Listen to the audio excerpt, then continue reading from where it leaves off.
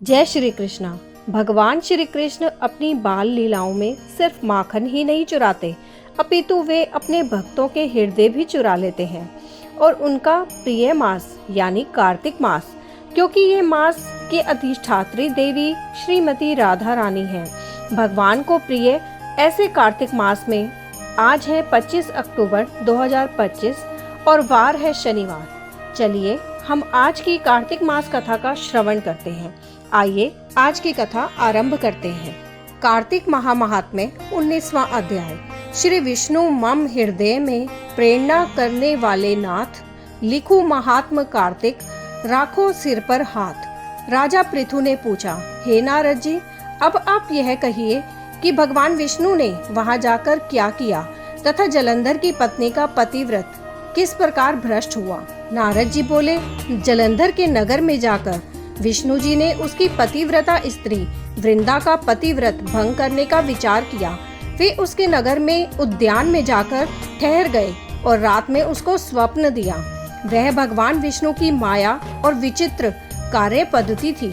और उसकी माया द्वारा जब वृंदा ने रात में यह स्वप्न देखा कि उसका पति नग्न होकर सिर पर तेल लगाए महिष पर चढ़ा है, वह काले रंग के फूलों की माला पहने हुए है तथा उसके चारों ओर हिंसक जीव है, वह सिर मुड़ाए हुए अंधकार में दक्षिण दिशा की ओर जा रहा है।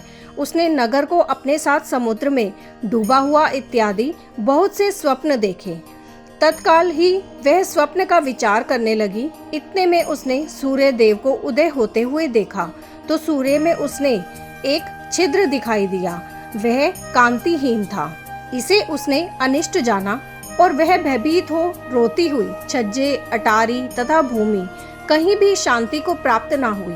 फिर अपनी 2 सखियों के साथ उपवन में गई, वहां भी उसे शांति नहीं मिली। फिर वह जंगल में निकल गई। वहां उसने सिंह के समान 2 भयंकर राक्षसों को देखा, जिससे वह भयभीत हो भागने लगी। उसी क्षण उसके समक्ष अपने शिष्यों सहित शांत मौनी तपस्वी वहां आ गया। भयभीत वृंद उसके गले में अपना हाथ डाल उससे रक्षा की याचना करने लगी। मुनि ने अपनी एक ही हुंकार से उन राक्षसों को भगा दिया। वृंदा को आश्चर्य हुआ तथा वह भय से मुक्त हो मुनिनाथ को हाथ जोड़कर प्रणाम करने लगी। फिर उसने मुनि से अपने पति के संबंध में उसकी कुशल क्षेम का प्रश्न किया। उसी समय 2 वानर मुनि के समक्ष आकर हाथ जोड़ खड़े हो गए और ज्यों ही मुनि ने भ्रुकुटी संकेत किया, त्यों ही वे उड़कर आकाश मार्ग से चले गए। फिर जलंधर का सिर और धड़ लिए मुनि के आगे आ गए।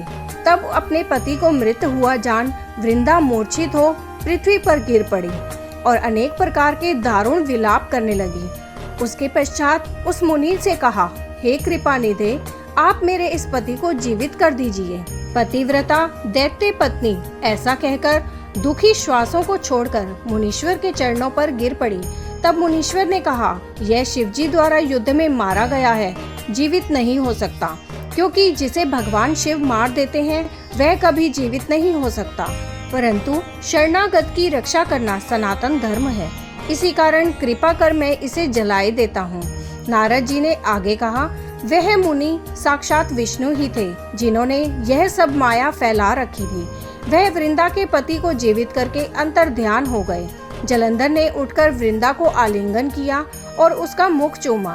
वृंदा भी अपने पति को जीवित हुआ देख अत्यंत हर्षित हुई और अब तक हुई बातों को स्वप्न समझा। तत्पश्चात वृंदा सकाम हो बहुत दिनों तक अपने पति के साथ विहार करती रही। एक बार सूरत व संभोग काल के अंत में उन्हीं विष्णु को देखकर उन्हें ताड़ित करती हुई बोली, हे पराई स्त्री से गमन करने वाले विष्णु, तुम्हारे शील को धिक्कार है। मैंने जान लिया है कि मायावी तपस्वी तुम ही थे। इस प्रकार कहकर कुपित पतिव्रता वृंदा ने अपने तेज को प्रकट करते हुए भगवान विष्णु को श्राप दिया। तुमने माया से 2 राक्षस मुझे दिखाए थे, वही दोनों राक्षस किसी समय तुम्हारी स्त्री ला हरण करेंगे। सर्पेश्वर जो तुम्हारा शिष्य बना है, यह भी तुम्हारा साथी रहेगा। जब तुम अपनी स्त्री के विरह में दुखी होकर विचरोगे, उस समय वानर ही तुम्हारी सहायता करेंगे। ऐसा कहती हुई पतिव्रता वृंदा अग्नि में प्रवेश कर गई। ब्रह्मा आदि देवता आकाश से उसका प्रवेश देखते रहे। वृंदा के शरीर का तेज पार्वती जी के शरीर में चला गया। पतिव्रत के प्रभाव से वृंदा ने मुक्ति प्राप्त की।